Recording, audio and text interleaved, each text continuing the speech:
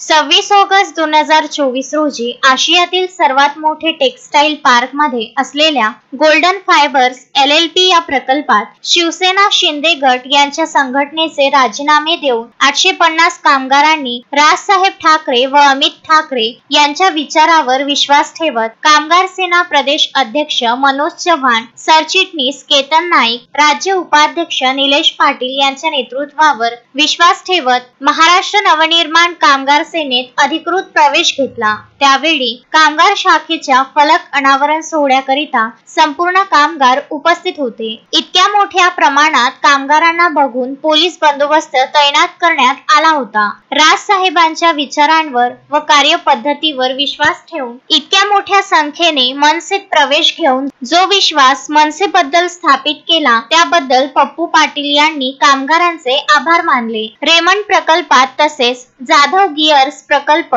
यशस्वीरित्या कामगारांच्या बळावर मनसे कामगार सेनेच्या नेतृत्वात तसेच कामगारांनी केलेल्या करारावर विश्वास ठेवून गोल्डन फायबर मधील कामगारांनी सुद्धा तोच विश्वास संपादन करून दाखवलेल्या निर्णयाबद्दल केतन नाईक यांनी सुद्धा संपूर्ण कामगारांचे आभार मानले। तसेच याही पुढे टेक्सटाईल पार्क या भागातील प्रत्येक कामगारांना न्याय मिळवून देण्याचे काम सदैव मनसे कामगार सेना करीत राहील अशी ग्वाही मार्गदर्शन करतेवेळी दिली। या आस्थापनेतील संघटनेची द्वार सभा व नामफलक अनावरण सोहळ्यासाठी माजी जिल्हाध्यक्ष पप्पू पाटील, मनसे जिल्हाध्यक्ष राज पाटील, मनसे कामगार सेना सरचिटणीस केतन नाईक, कपिल निरगुण, कामगार सेना उपाध्यक्ष निलेश पाटील, चिटणीस अक्षय पनवेलकर, अक्षय परवडी, तालुका अध्यक्ष डॉक्टर चव्हाण, उपजिल्हाध्यक्ष तुषार वाढणकर, विद्यार्थी सेना सुशील पाचघरे, प्रसिद्धी प्रमुख पवन सावरकर, शहर उपाध्यक्ष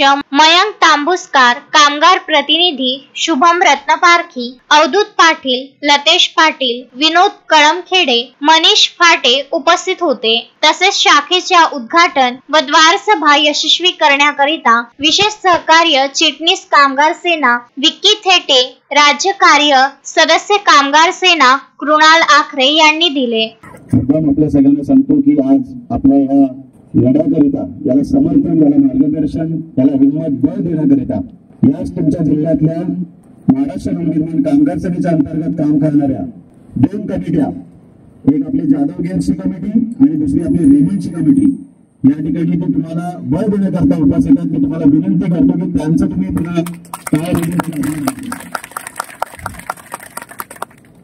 शेवटी कुठलाही लढाई उभा राहत असताना, एक चळवळ तयार होत असताना कोणीतरी पुढाकार घ्यायचा असतो, काही लोकांनी पुढे यायचं असतं, मग तो एक व्यक्ती असू दे किंवा एक समूह असू दे। तसंच आपल्या रेमंडच्या कमिटीने कोविडच्या काळामध्ये हा विडा उचलला आणि या तुमच्या टेक्सटाईल पार्क मध्ये महाराष्ट्र नवनिर्माण सेना सन्मान्य राजसाहेबांचं नेतृत्व या ठिकाणी आणलं। मी तुम्हाला सर्व माहिती इत्थंभूत जी जशी घडली होती तशी अतिशय खऱ्या पद्धतीने सांगितली।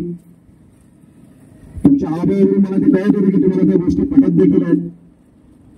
मी त्याच्या पुढे बोलणार आहे।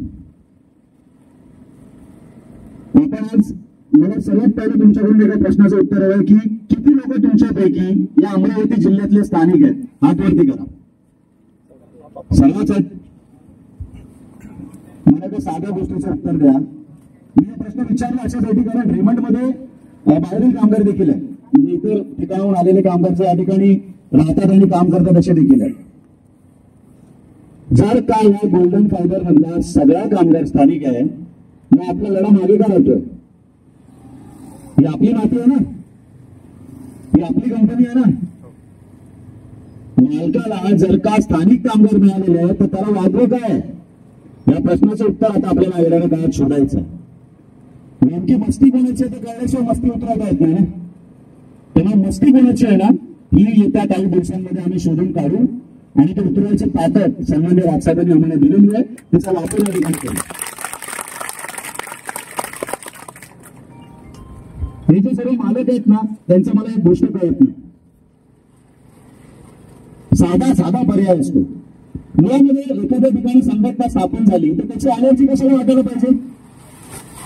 कामगार जर का एकत्र येतोय तर याचा अर्थ आहे ना की त्यांना तुम्हाला जर का कुठल्याही विषयावरती चर्चा करायची असेल, त्यांच्याशी काही तुम्हाला करून घ्यायची असेल गोष्ट, तर 5 प्रतिनिधी असतात, 10 प्रतिनिधी असतात, त्यांच्या माध्यमातून सगळ्या कामगारांची सोप्या पद्धतीने करता येतात.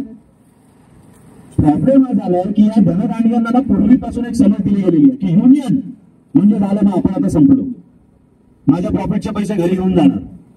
मित्रांनो, असं काही नसतं. आज माता भगिनी या ठिकाणी आहेत, मला सांगाल तुम्ही, आपण जे काय एकत्र येतो, एखाद्या लढ्याला माता भगिनींचं जेव्हा बळ मिळतं तेव्हा काहीतरी चुकत असं तेव्हाच मिळतं ना. कुठल्या कंपनीमध्ये, मी आज महाराष्ट्रभरामध्ये कंपन्यांमध्ये जातो, ज्या वेळेला महिला वर्ग एकत्र होतो त्यावेळेला हे मानून चाला की तिथे काहीतरी अन्याय नक्की आहे आणि तो अन्याय होत असतो, म्हणून त्या एकत्र येतात. Vidarbha news bureau, Amravati.